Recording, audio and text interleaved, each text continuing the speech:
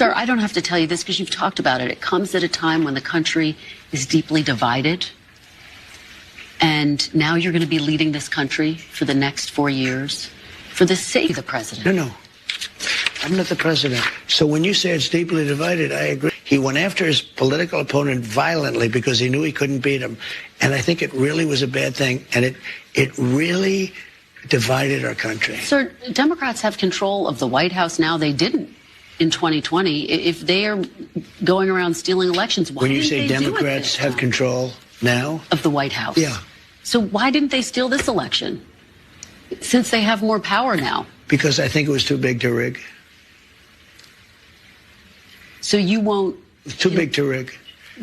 To the people who say that you're now directing your Justice Department to investigate 2020 and they want to move on. Very capable. I think Pam is going to be great. Precious resources. By the way, is that what you want them to do? Just so you know, I have the right to do that, but I'm not interested in that. Oh, you're not? You're not going to do that? I'm not interested. Okay. I have the absolute right. I'm the chief law enforcement officer. You do know that. I'm the president. But I'm not interested in that. You know what I'm interested in? Drilling and getting prices down and stopping people from pouring into our border that come from prisons and mental institutions.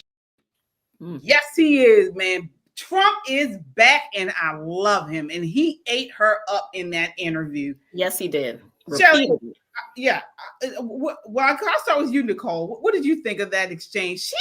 He said too big to rig. She didn't even have a response to that.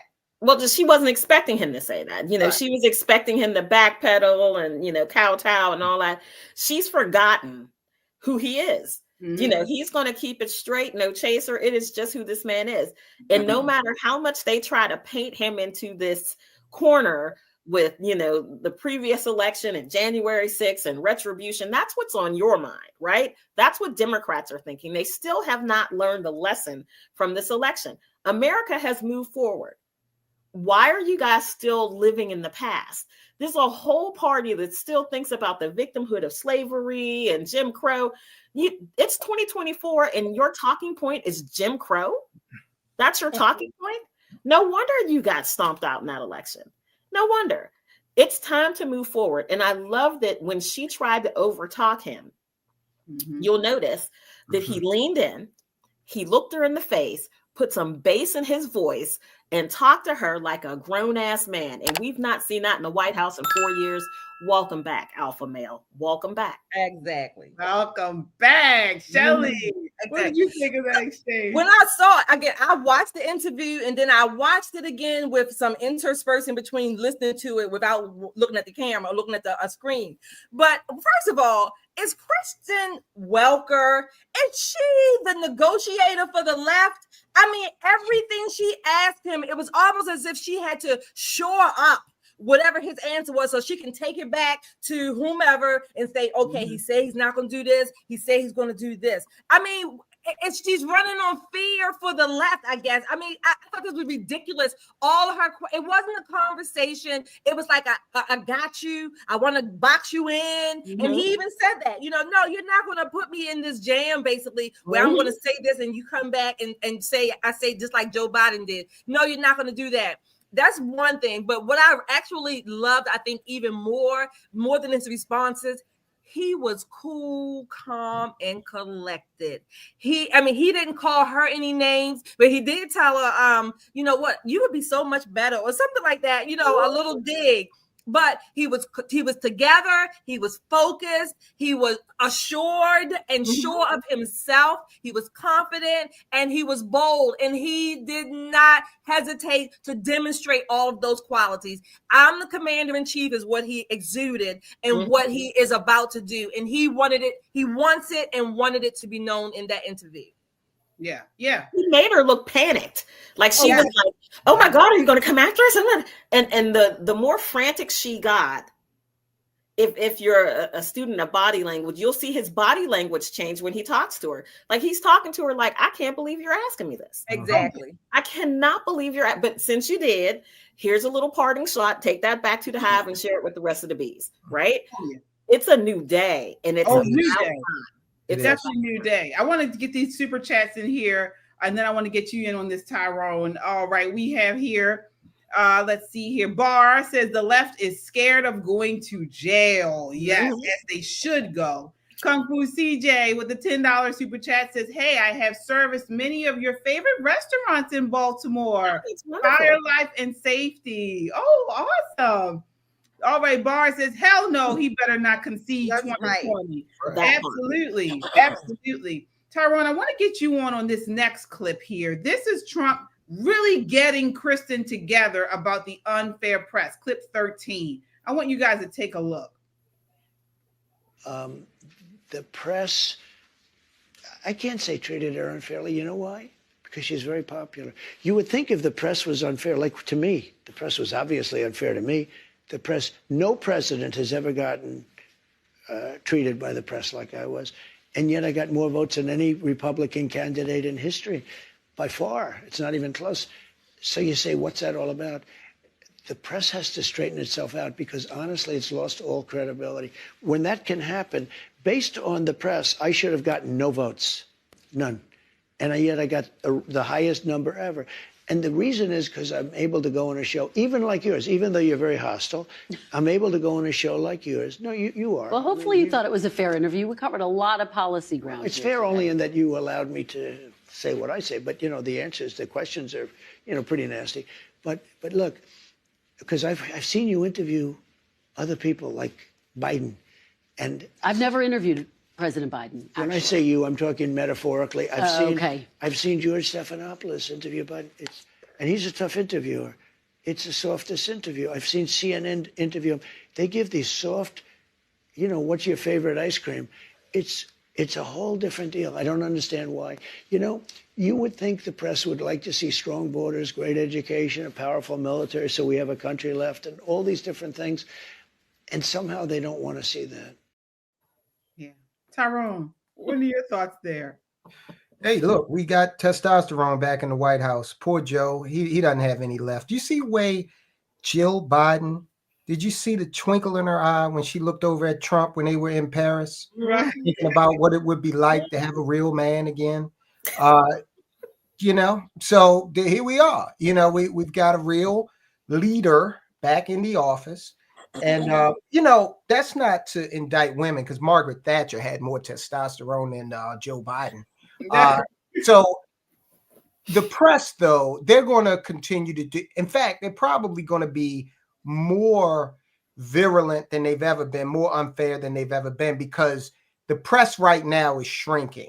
So all these guys are playing a game of musical chairs. OK, and a lot of seats are about to be taken away. So they've got to play this game that appeals to their paymasters. And part of that is, you know, the constant persecution of Trump.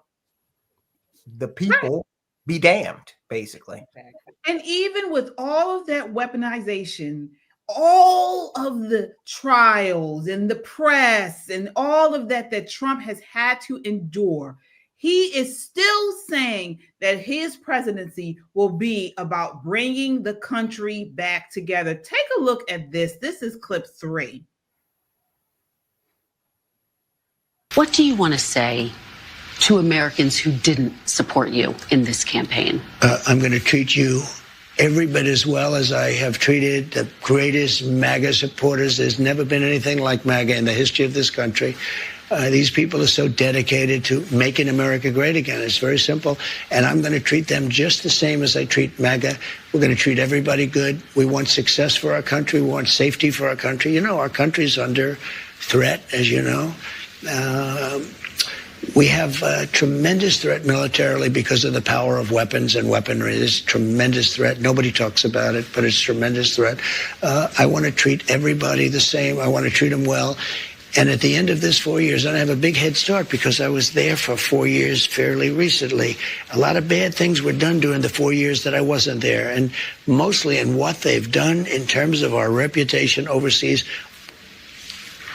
Our reputation is so bad, so shot.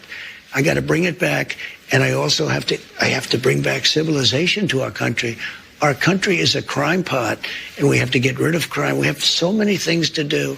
We have to do the prices. We have to do all of that. But we have to get the criminals out of our country. We have to bring down crime. People have to be able to walk across the street and buy a loaf of bread without being shot. And that's going to happen. But what I say to them is, I love you, and we're going to all work together, and we're going to bring it together. And you know what's going to bring it together? Success. I saw that just prior to COVID coming in, I had polls that were the highest anyone. McLaughlin and Fabrizio said, George Washington and Abraham Lincoln, if they came back from the dead and they ran as president and vice president, couldn't beat you, sir. We were doing so well.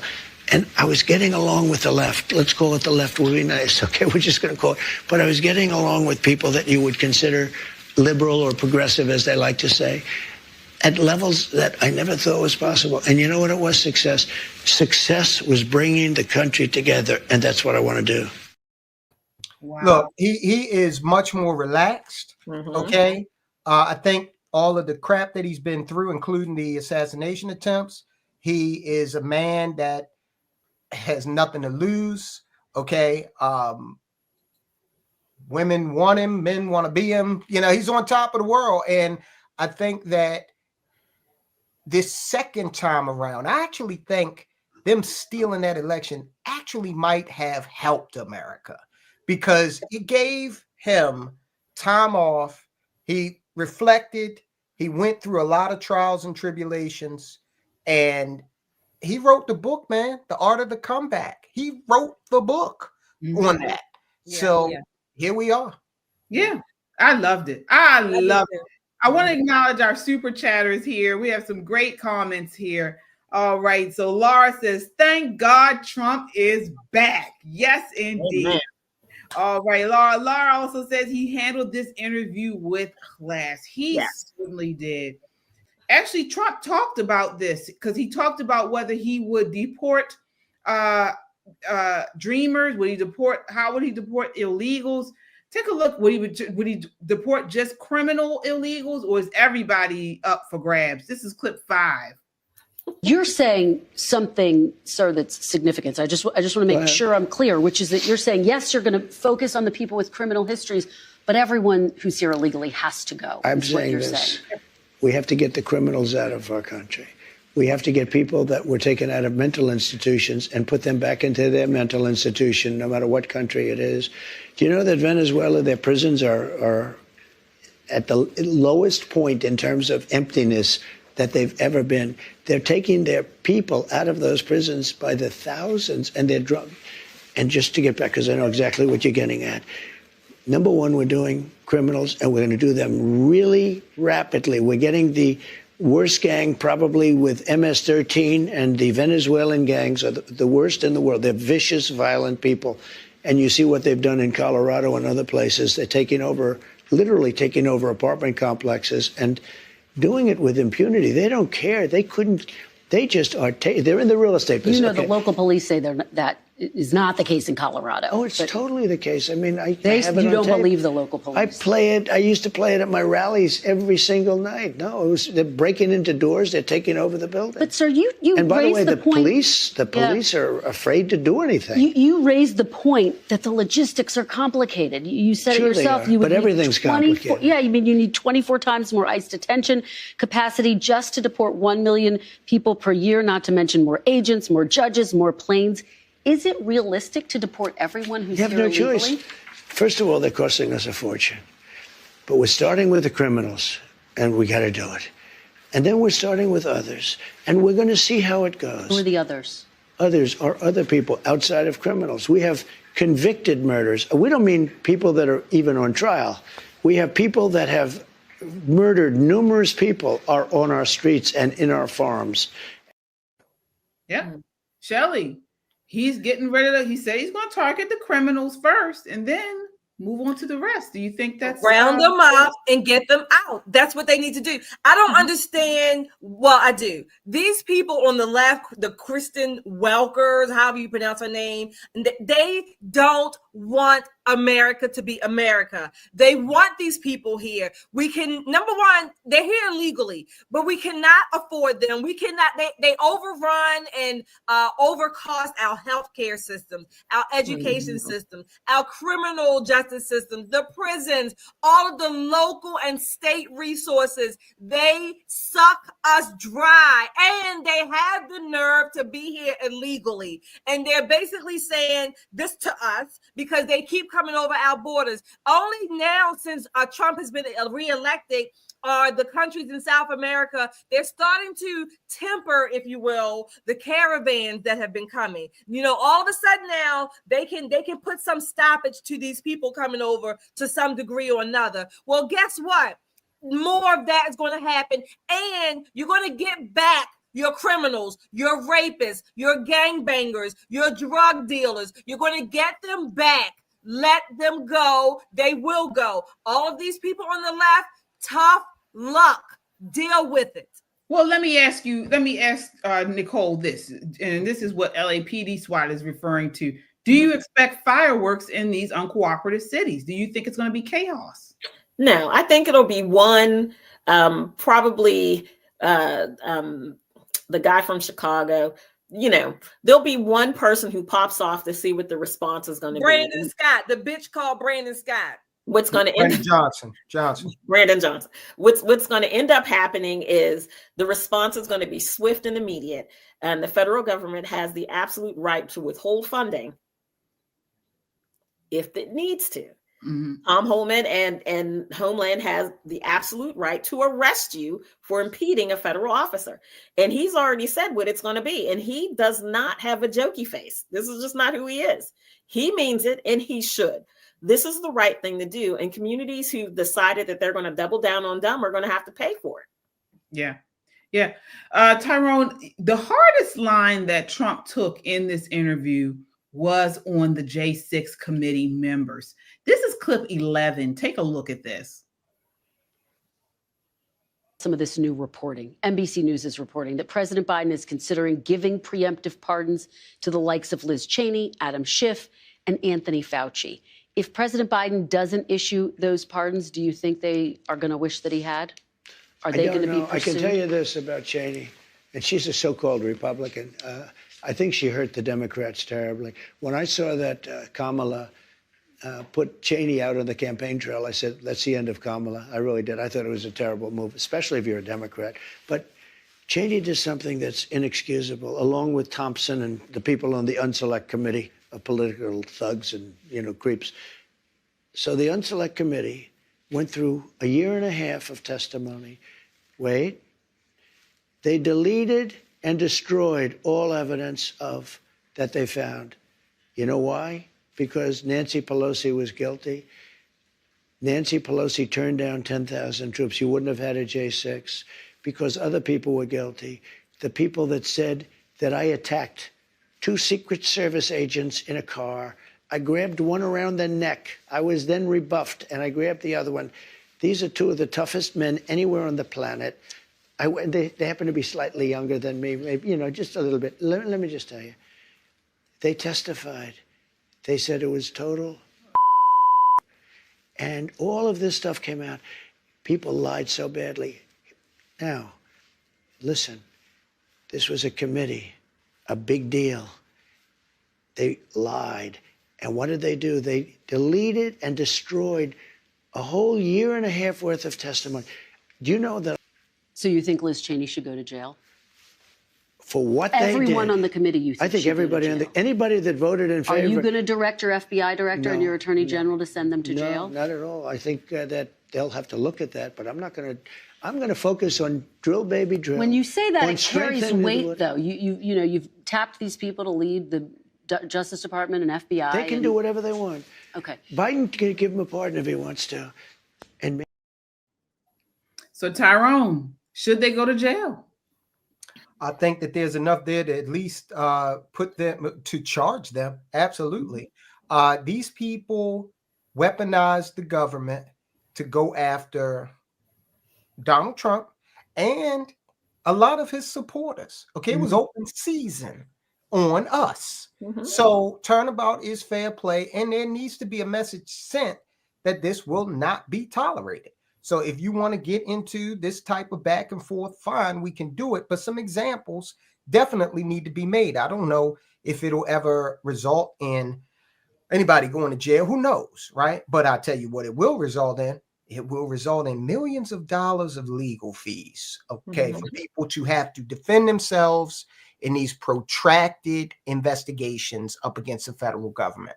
So fine, I'm fine with that. And real quick, on the issue of whether or not this thing will get hot with these mayors and governors, listen, aiding and abetting illegal immigrants is a federal crime.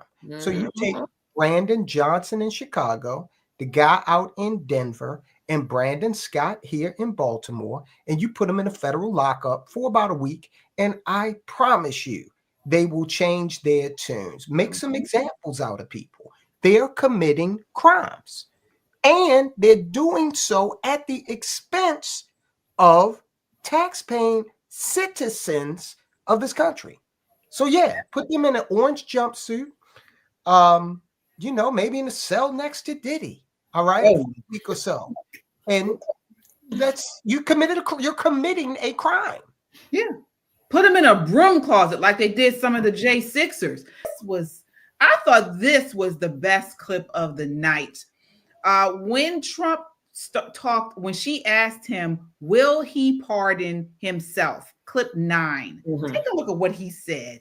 Burn. Oh, We sat down for an interview if you were going to pardon yourself. You said no. But now that President Biden has pardoned his son, Hunter, are you reconsidering? Might you pardon yourself? I didn't do anything wrong. I was given the option. And the lawyers told me, a very specific lawyer, I don't have to go into who, but very high up in the administration said, sir, if you pardon yourself, you're going to look guilty. And you did nothing wrong. Oh, I had that option. I could have saved myself a lot of legal fees, but it turned out that I was right. Look at what's gone on. Everything's being dropped. I still have a Fani Willis, a total hoax. That's a total hoax. It's all being dropped.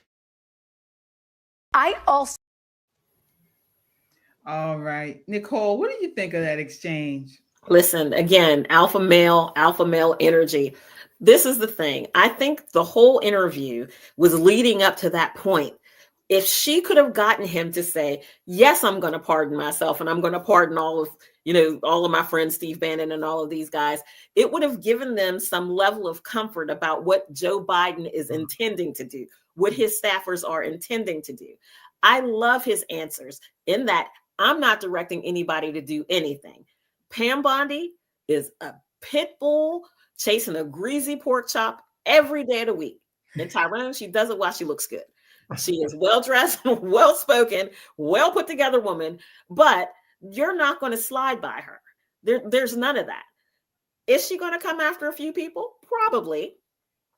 Maybe Liz Cheney, you never know. Anthony Fauci, I think maybe 90% of this country is after that man.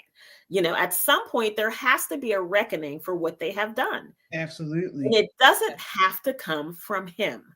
It can come from a legitimate Department of Justice. Yeah. Absolutely. And I don't think any of this is him trying to get retribution. This is not him trying to get his lick back. None of that. As he said before, his success, much sweeter than any retribution he could ever bring. He won this election in such a way that left them breathless. They're still scrambling, trying to figure out top from bottom. Oh, yeah. Oh, yeah. They are. Yeah. This is a classic case of confusing the enemy. They don't know what to do, say, what to think, because unlike his first term, he pretty much gave everything back to them, right? All of the jabs, the name calling, whatever. So they could kind of predict. Now with this Trump, again, he's older, he's wiser, he has zero to lose, nothing to fear. He knows their tactics. Remember, the right knows the left better than the reverse. So they are confused. They don't know which way is up. And come January 20th, noon, 12:30 p.m., they are going to be doing even more flips. Oh yeah. Yeah. And I do want to acknowledge our super chatters. So Tijuana Border Jumper says, let's see here, Nicole Bennett for president. Yes, indeed. Barr says those mayors and governors are full of hot air. Especially ours, Brandon Scott. Oh yeah. Absolutely. Yeah, we had our fill. We certainly have. Folks, I want to end on this clip of the part of the interview where I think people, I just don't understand. I mean, I can see people who don't agree with Trump's politics. I can even kind of understand, some women who clutch their pearls at some of the things he said early on in the candidacy, back when he first ran in 2016. But he's really a nice guy. I mean, he's such a likable guy. And this is prime example of that. Take a look here where Kristen, they're talking about the presidents that have taken salary. This is clip 10. Planning to accept a salary as president? I'm not going to accept a salary, no. And I'm giving up a lot of money, Do you know, it amazed me, maybe this isn't right, but other than George Washington, and they're not sure about that, every president has accepted their salary except me. And you did accept the pension, correct? I don't think so. You didn't accept your pension? I don't think I accepted anything. I didn't. I get a salary. The president gets about $450,000 a year, and I didn't take it. I want to ask you again about... But by the way, I got no credit for that. That's okay. Well, I am asking you about it for that reason. Yeah. And I think it's notable you're not going to accept a salary. Yeah, I don't accept. I'm not. Yeah. I didn't, and I'm not going to. Okay. And I don't believe I got any credit for that. But I just feel it's, for me, it's a nice thing to do. I think this, and I was surprised. Not one president has done that. I would have assumed Roosevelt would have not accepted salary, or Kennedy. Kennedy family is rich. I would have assumed that some of them. I'm the only president that. Wow. Yeah, he's the kind of guy that you like. He's just a very likable guy. He seems genuine. He's the type will say it to you whether he thinks you're gonna like it or not. He's gonna give it to you straight. I don't know what else more to say about it. Don't forget, this guy had the #1 television show for close to a decade. Right. Okay, and he'd been a public figure that was beloved for a long time until the Democrat media machine went to work to vilify him. Right. But his entire history is one of people admiring him and having a lot of good stories to tell about interacting with him. I mean, look at it. This man has walked through the fires of hell and back. $500 million with a B dollars worth of legal fees. And he's not going to take the $400,000 salary for being president of the United States. You would think he would say, okay, I'm going to take this money and invest it and try to get some of my money back, that kind of thing. He has no interest in doing that.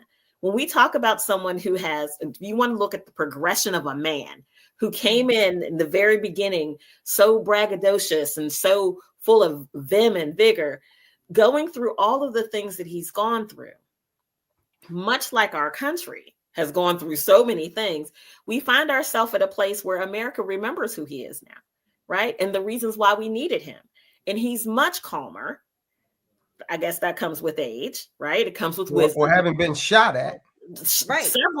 Shot at, assassinations on your life, your family attacked, the FBI, the guy that you hired to run the FBI, sending his minions to rifle through your wife's underwear drawer looking for documents. I mean, this man has lived through so much to want to still serve his country for free. Lets us know where his heart's at. It really does let us know where it comes from. Somebody who's working in government who actually doesn't need them. He knows they need him. Exactly. It's someone who doesn't want anything. Mm-hmm. He doesn't need the money. He doesn't need the fame. He doesn't need the power. He doesn't need it. He's actually here because he believes he's the best man for the job at bringing this ship around and getting our country back on track. Absolutely. Let me say, now, I would not be one bit upset or perturbed if he did accept the salary. I mean, it comes with. I don't think anybody would, or certainly they shouldn't be if he does accept the salary. But Trump, like Tyrone said, he's been loved for decades by Americans, right? Americans. He hasn't changed in a sense of who he is. He has, maybe he's changed some positions, he rethought some things, whatever. To me, he certainly has grown, just as a man, as a president, as an American, as a father, whatever. But he hasn't changed. The people who spew the vicious, vile rhetoric towards him, certainly the ones who tried to assassinate him, they changed, and they could not understand why people loved him only because he signed up to run for office. He has not changed. If anything, he has certainly grown. If you want to use the word evolve, fine. He certainly has done so. He has what's the old phrase? He has come into his own. And damn it, he is owning it. Oh yeah, I agree. He's like a fine wine. He's just getting better and better. Yeah, and if you see, he's one that is about really playing chess. He's the type of man who sees actions as vessels for meaning, where the gesture itself may be small, but the message it carries speaks volumes. And for him, it's not about the act alone, but the deeper intention. That's what he's about. Exactly. And I love it.